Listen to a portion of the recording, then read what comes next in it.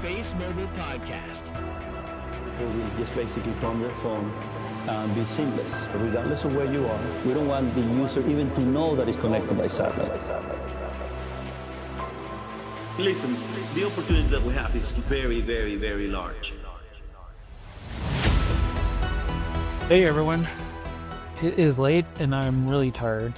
I have been running around shuttling two kids for after school stuff, which actually went pretty late. And so I then listened to the earnings update, and yeah, there's quite a bit to cover, but I guess overall, let me just pull up the tweet here.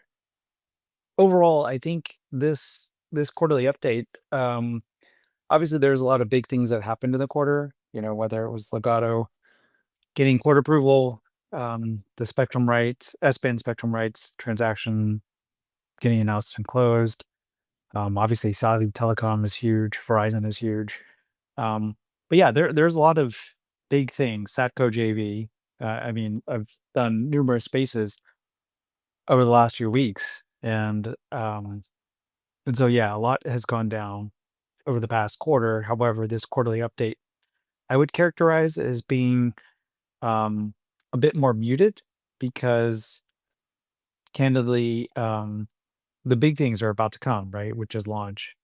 And so today was kind of a quarterly update to mark time. But then, of course, the company always has some big things to disclose, which is what they did. But to me, I kind of feel like we're at this we're marking time a little bit, but then we're about to, take off because we have Israel, which, people were asking for timeline, and now you have it formally from the company that FM1 or BB6 is going to be launched in the first half of December. And then we also had confirmation that BB7 is going to be shipped to Cape Canaveral by the end of this month. And so, whether that's in a week or 2 weeks, at some point. And so I think you'll probably see, my guess in terms of timing will be, and I apologize to everyone, I'm a bit tired, so I'm thinking slowly here, but you'll see FM1 launch in the first half of December out of India, and then you'll see FM2 launch either mid-December or towards the second half of December. And my guess is that those are going to be your two launches for the year. And then you'll see, interestingly, two batches of 3 satellites being launched in January.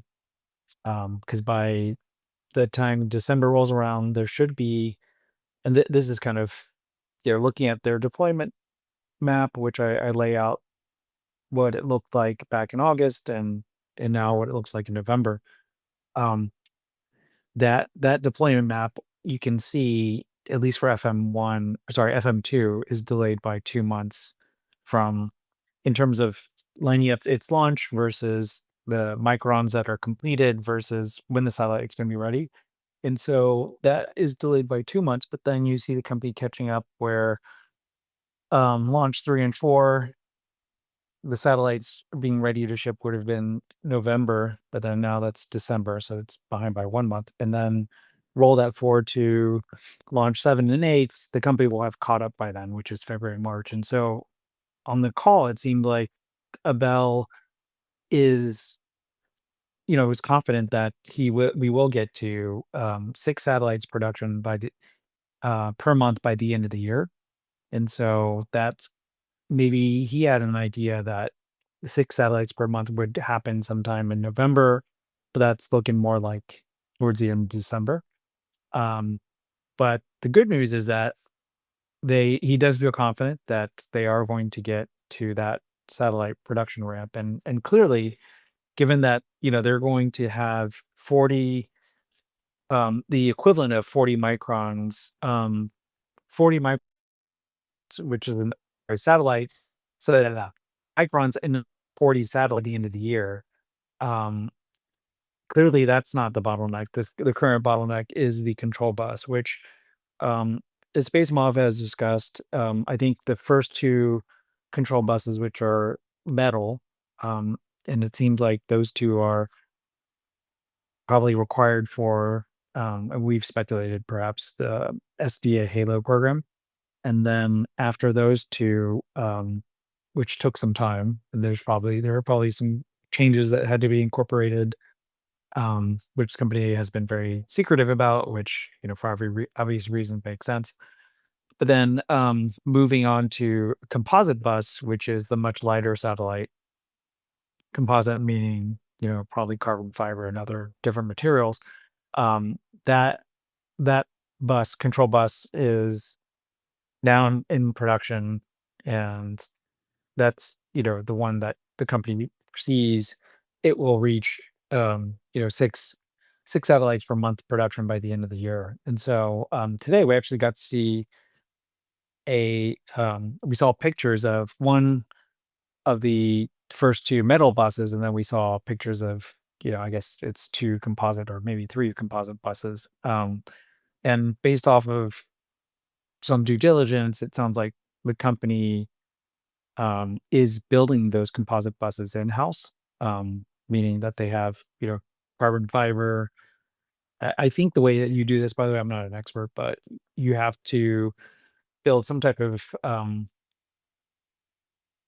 frame that then you wrap carbon fiber around, and you continue to wrap carbon fiber until the point where, you've built the bus, and I guess it has to be treated maybe by heat or something. But then, um, but yeah, that capability is all in-house. Like, they're not, I don't think they're using one of these aircraft manufacturers to build these buses. They're actually doing it in-house, which,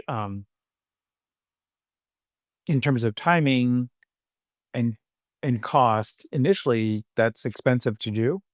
But then as you get better at it, the cost of doing that and how quickly you can do that ramps up, or the cost goes down, and how quickly you can do that ramps up. And obviously, it's better to have control that, as we've seen with some of these like legacy satellite guys, where they build their things through primes. That can be really painful and takes extra long time, versus if you're 95% vertically integrated and you're building it all yourself, you can make changes and make improvements quickly. And Scott alluded to that in the call today, where, over time they are going to implement more and more improvements into the satellites as they build these over time. And depending on different requirements, they may have to pivot some of the features, but that's what you can do when you're vertically integrated. But, anyhow, going back to what I was saying before, though, is that, I talked about like this keyword, which is inevitability, which is true. I mean, I think there are some like wacky stock price reactions to the release today, and I think people kind of missed or they lost sight of, or whoever's trading. I guess maybe they're trying to influence things, but it's like, um, they lost sight of the word inevitability. Like, okay, launches delayed, because of production by about a month to 2 months, for these initial satellites, but then the company's gonna ramp up and catch up. And so, um, and, they've put down payments for all these launches, right? And so these are gonna happen. And if they're gonna catch up by the end of Q1, which is why the company has said that they expect 5 orbital launches by 2026, then the rest of the timeline still fits with what they had outlined back in August. And so whether, I don't know, whether people get spooked by that and they send the stock down a few dollars, or they're optimistic they set it up, it's kind of all noise at this point, because it's just going to happen.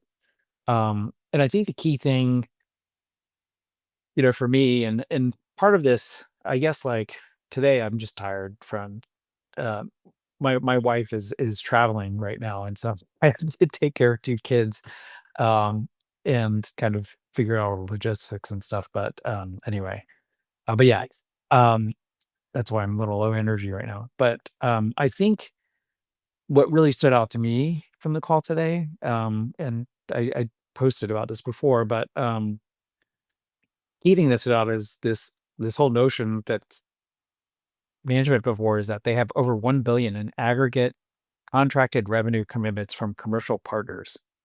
And based off the call, I think there was like some research analysts speculating that, or in, some space bomb too. Oh, that must be just all Saudi telecom. I don't think that is, by the way. Like, I think it's actually it's there. That number is, yeah, Saudi telecom is probably a decent amount of that number. But I think it also probably includes um, Verizon, AT&T. It probably includes Google, because Google, as we all know, signed a commercial agreement back in, what was it? I think 2024, maybe it was 2025. But they're a commercial customer, and they have payments tied to that agreement, um, minimums, I believe. And then there's also Bell Canada, which interestingly, in the Q2 presentation, there was a chart about coverage, and Bell Canada was not in that. And then in this presentation, there was a chart with coverage, and it showed, um, AT&T, Vodafone, Verizon, which were there before, Rakuten as well.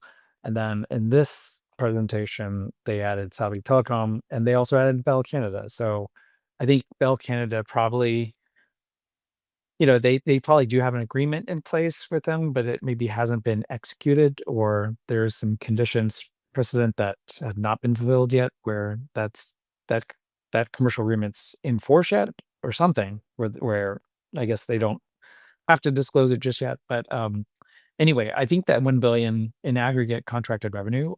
What's important about that is that, for folks who are like, "Oh, there's a pre-revenue company, and there's it's all vaporware." No, there's 1 billion of contracted revenue commitments from these commercial partners, and that's important in that, as Scott was saying, that supports the equity story.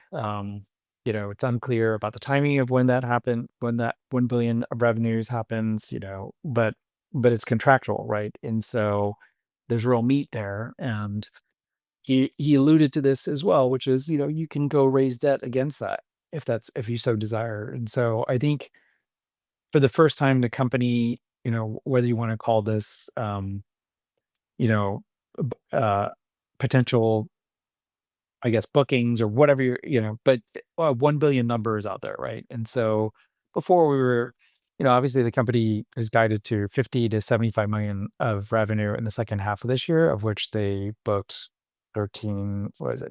Let me just look here. They booked 15 million of revenue. And so the remaining for Q4 is 35 to 60 million of revenue, which is pretty material. But then, adding on top of that, Saudi Telecom is prepaying 175 million of revenue, which will come before the year end. Now, obviously, that's not going to be recognized, but it's going to be prepaid, and the money's going to come in the door. And then over time, once the service is up and those services are delivered to Saudi Telecom, then they'll recognize those revenues. But for all intents and purposes, like, that money is in the door, will be part of cash on hand, and then of course will be recognized later. But yeah, I mean, going back to the 1 billion, that's a huge number. It's something that I probably couldn't comprehend, maybe a year ago, whereas now, all the pieces are clicking into place. And so now you've got that number that's framed, that ultimately is going to be recognized once service is up, and payments will be made. But yeah, that's I think when you have people who are bearish about the situation, it's like, oh well, these guys have $1 billion in contracted revenue commitments. Now obviously we've got to figure out the timing and where that's coming from, but that's real. And so we're not a pre-revenue company anymore. Like, that's once, and knock on wood, once the service is up and running, then things are starting to happen, right? And so that really stood out to me. Number two is, we've got this ninth contract award from the U.S. government, contract award from the U.S. government. We had eight before, now we have a ninth. Um, it sounds like, we're still waiting for the government. The company got this award, even though the government was shut down, but then I guess now they can start really pushing it along with the others. Now that we've hopefully have a deal between Republicans and Democrats to reopen the government, hopefully by the end of this week. But that was another a big piece of news for me. Um, as I mentioned before, number three that I've written here on this tweet, Saudi Telecom, that 175 million of prepayment. When that was disclosed last week, we didn't really know when that prepayment was going to be made. It sounds like it's going to be made. Scott disclosed that it's going to be made by the end of this year.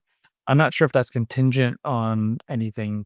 Maybe it might require that one of the satellites gets launched before the end of the year, or two of the satellites get launched, or it might not be contingent on anything. But at least that's the target, that 175 million will come in for the year end, which is huge.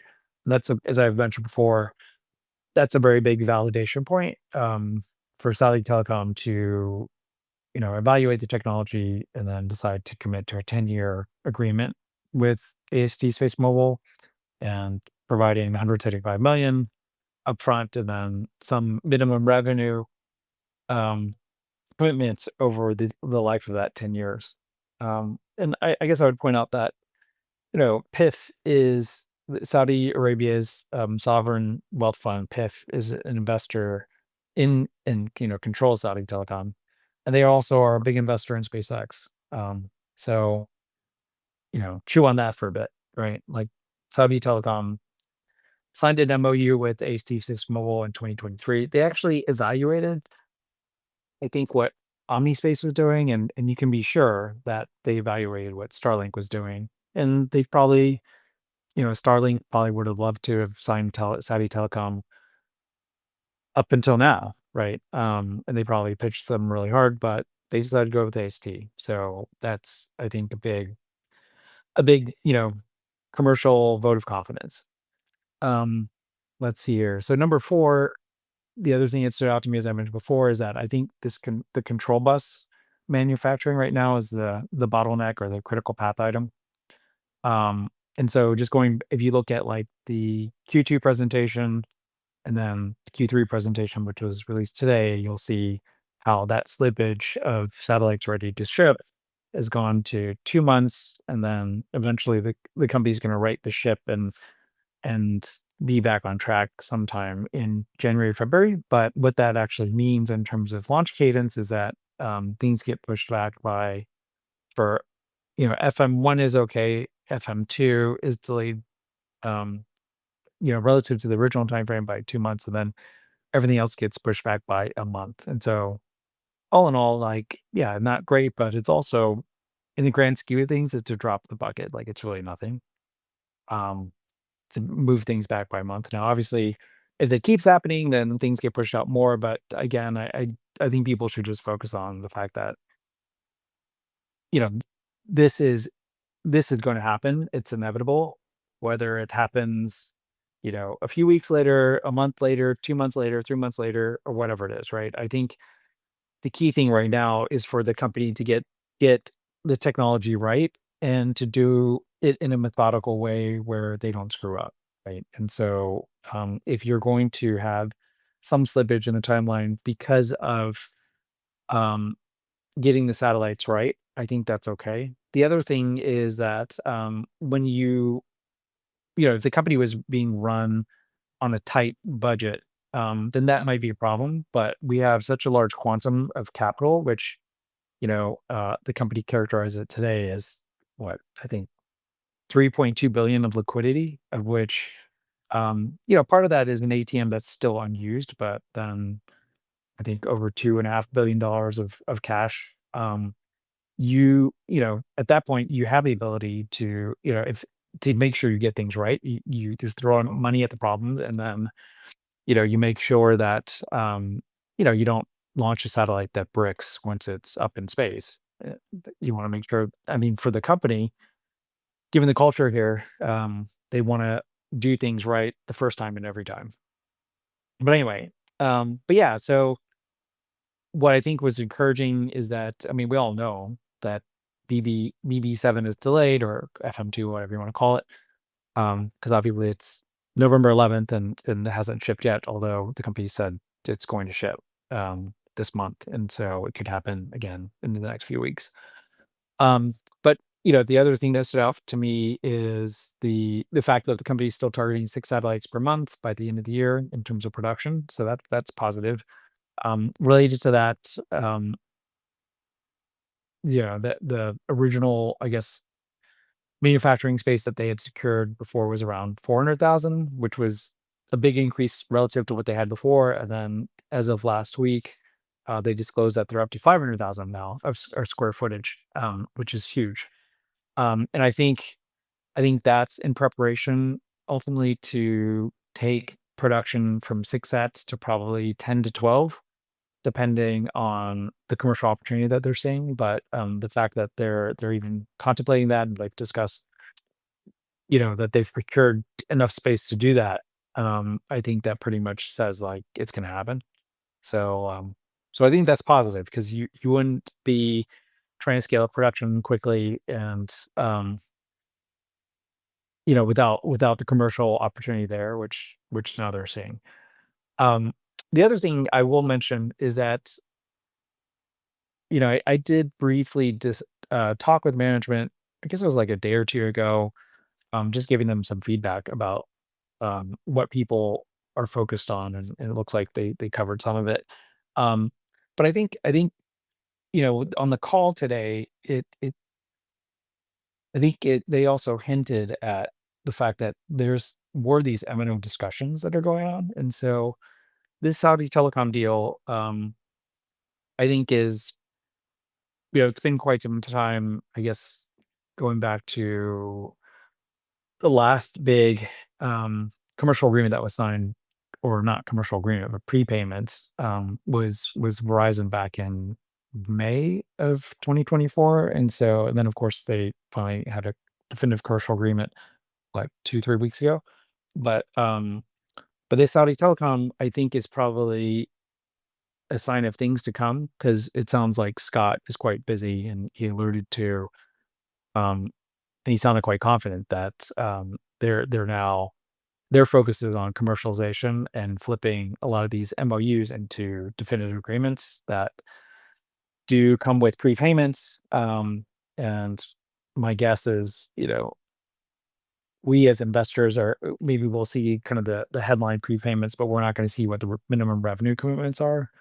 But that's just going to help build the financial foundation for this company, which is going to be great. And so I'm assuming we'll probably see more of these. We've speculated Bell Canada will be next, and then I'm kind of thinking maybe we might see another Middle Eastern company, perhaps Etisalat, which is out of Abu Dhabi, because there are some like interesting connections to that company, and we have an MOE with them, so maybe that one comes next. But anyway, exciting things. Like, I think more of these are going to be coming down the pike, and just based off of the body language and the of how they were talking today, it sounds like management expects more of these, which is going to be good.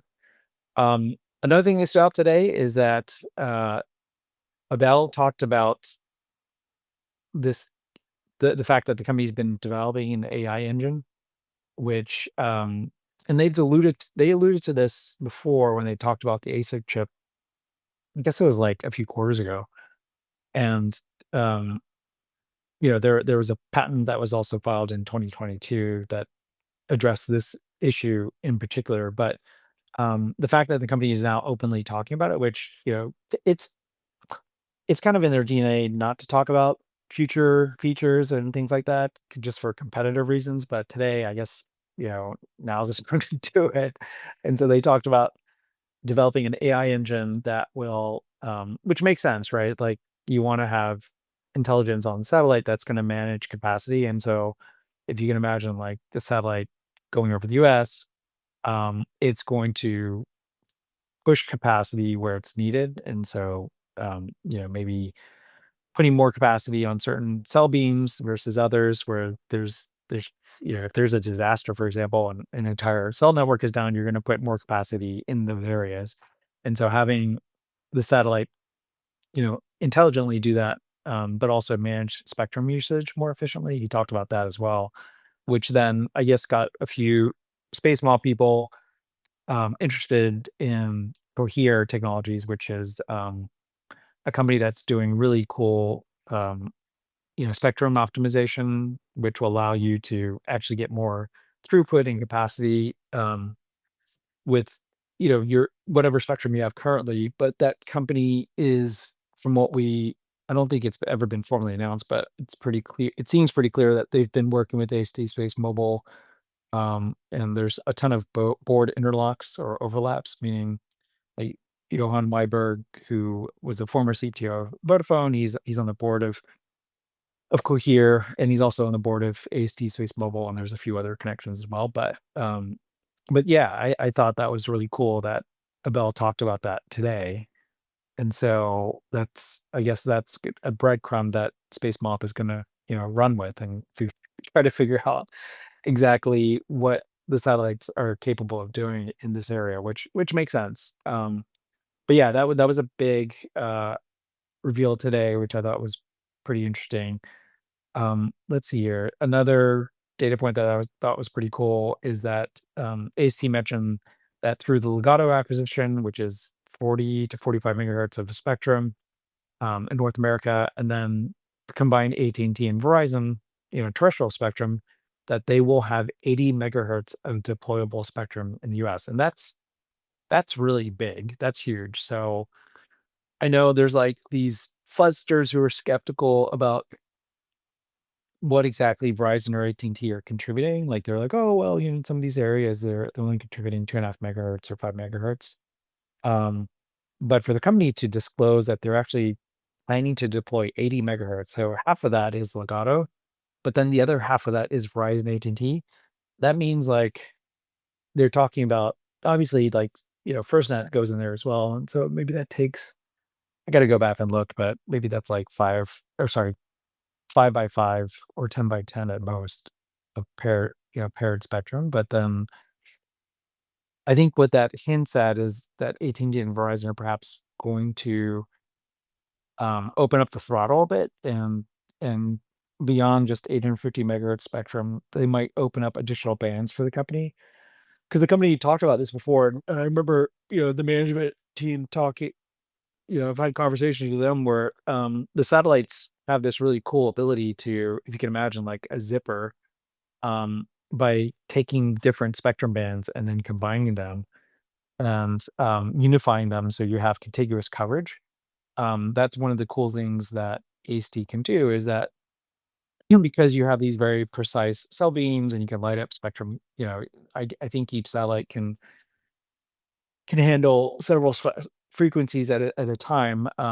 You can create a patchwork into a unified, different pieces of spectrum. You can create a unified blanket of coverage over a given area. And so the company talked a bit about it today conceptually, but yeah, I think 80 megahertz. I mean, that's a lot of spectrum to deploy in the US. And again, I think we'll have to dig into it more, but I think that just means that AT&T and Verizon perhaps are going to contribute more than what they have initially in the lease agreements. So it's just something to think about.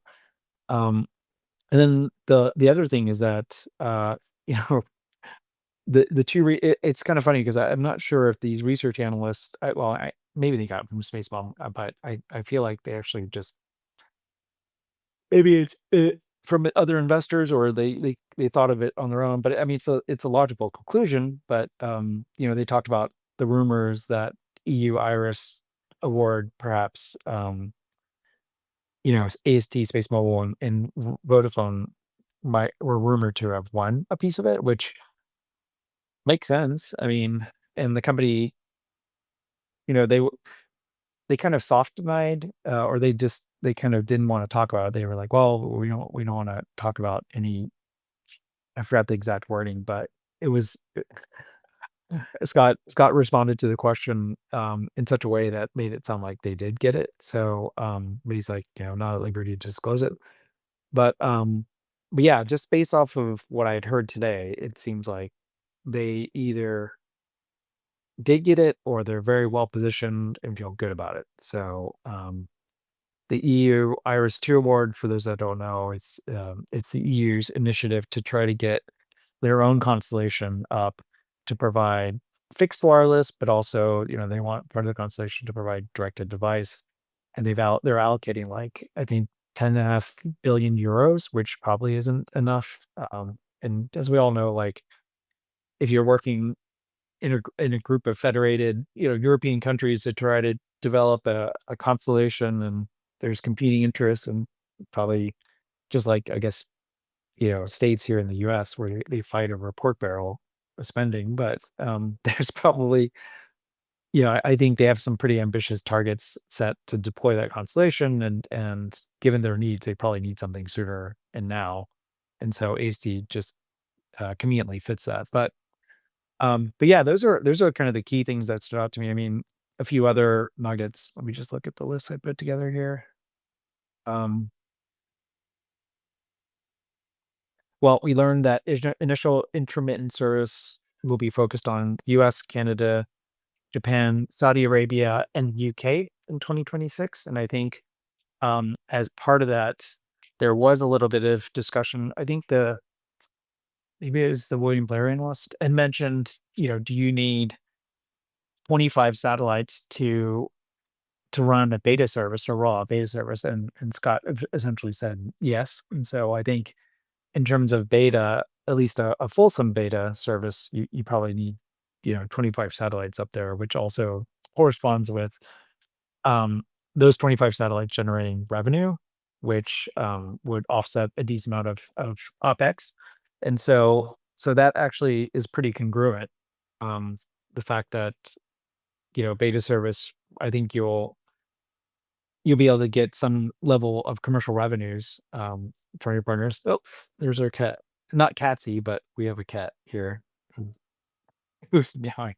But anyway, um, but yeah, that was an interesting nugget. Let's see here. Oops, I didn't format this tweet right. Anyway, you guys will have to forgive me. I'm tired. Uh, yeah, so they're still targeting 45 to 60 satellites deployed by year 2026 year end. Um, WeBird 8 through 19, this is a new disclosure, are currently in construction.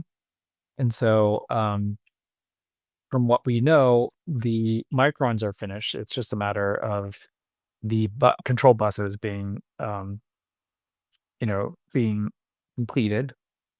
And so let's see here. I guess another disclosure, there are now at 3,800 patent and patent pending claims. And then, oh, this one was pretty interesting. So, uh, Mitsubishi, I think they have a medium lift rocket, which successfully launched some payload. Let me just look at this tweet back in late October, and so this was the Mitsubishi H3. What's pretty cool about this rocket is it comes in various configurations, and so I think they were looking to potentially go up to 6 solid rocket boosters, which would have increased its capacity, but I think they canned that at least for now. But based off of my research, um, the heaviest configuration is 4 solid rocket boosters. And so under that configuration, you can carry 16,000 kilograms to LEO. And then I don't know the accuracy of this, but apparently they're hoping to get that launch down to 50 million per launch. But then um, when comparing that, I think Tanner corrected me. What he was saying is that, let's see here,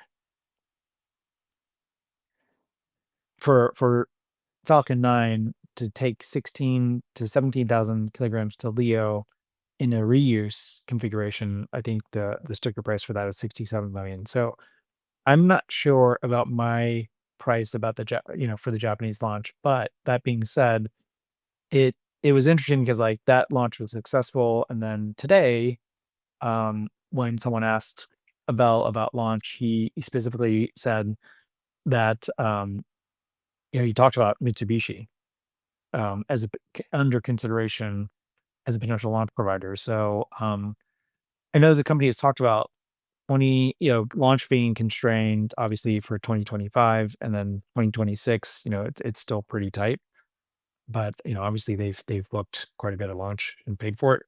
But then they expect 2027 to open up pretty materially, and so I think you know based off of what we've seen, ULA, Ariane, and now Mitsubishi, and then of course Rocket Lab. Um, we learned today that Neutron is going to launch in first quarter or maybe first half of 2026. Or sorry, yeah, 2026. So it seems like once that vehicle, gets to regular cadence, and then of course some of these others as well. From what I understand, 2027 is going to be pretty launch rich. Like there's going to be a ton of options, and obviously by then maybe Starship will be active and successful, and Blue Origin as well, New Glenn. So anyway, but yeah, those are the things that stood out to me. I think the thing to remember is that we are it's November 11th. We are, you know, basically 30 days away from the launch of BB6, and probably 45-ish days away from the launch of BB7. And then based off of the deployment roadmap, you're probably, I was just looking at it. You're probably going to see two launches, which means most likely six Bluebirds in January. And then, from there, it's unclear how, by then, I think Blue Origin, New Glenn, they'll get a dedicated launch sometime in February/March. And so we'll see how that goes. But anyway, I'm pretty amazed that 180 people joined the space, even though it's 12:40. I'm dead tired, so I'm going to cut the space here. But I did want to just go through a few of those things. I think maybe me being tired is part of just my view of this quarterly update, where I think there's some really cool things that came out. But then also I think we're just waiting for launch, because I think we're pretty much half pregnant right now. Like we've got a satellite in India, and we're about to send another one to Florida, and from there, the fireworks are really going to start to go off. And I think, well, the other thing I would mention, which is cool, is that the company is still planning to host retail investors for all the different launches, and so I'm looking forward to that. And I guess I've got to figure out my calendar too. Once the Florida launches get set, definitely want to make it down to those. But anyway, I'm gonna try to get some sleep, and then tomorrow morning, after I've thought about it a bit more, maybe I'll do another space. I do see. Let me just take a look here. I'm not sure if research analysts are going to update their ratings or price targets. I mean, okay, there's been one. So, well, Cantor, they reiterated overweight and $80. Scotiabank, our friends, our former friends there, little weird guys. He raised his price target. Let's see.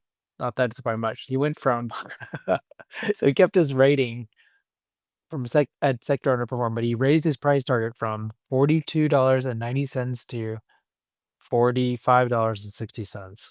Whoop-de-doo. But aside from that, I don't see anyone else that has updated research. So over the course of tomorrow, what if there are some changes, I'll be sure to tweet those out. But anyway, thanks for joining, everyone. I'm gonna hit the sack, and yeah, we'll see how it goes tomorrow. But again, I think it's important to zoom out because we're about to kick off multi-launch campaign and commercial service, and we've got $1 billion of contracted, committed revenue, which is crazy. But anyway, good night, everyone, and we'll catch up again tomorrow or whenever. Bye. Thanks for listening to the AST Space Mobile Podcast. If you enjoyed this episode and you'd like to help support the podcast, please share it with others, post about it on social media, or leave a rating and review. To catch all the latest news about AST Space Mobile, make sure to subscribe. Thanks again, and I'll see you next time. We're doing something very, very big. And I think with this technology, we can really affect billion lives. AST Space Mobile is the only company that has proven technology to deliver cellular broadband connectivity directly from space to your everyday smartphone. People will just basically turn their phone and be seamless, regardless of where you are. We don't want the user even to know that it's connected by satellite. Our role is to bring this into reality, always in partnership with the MNOs.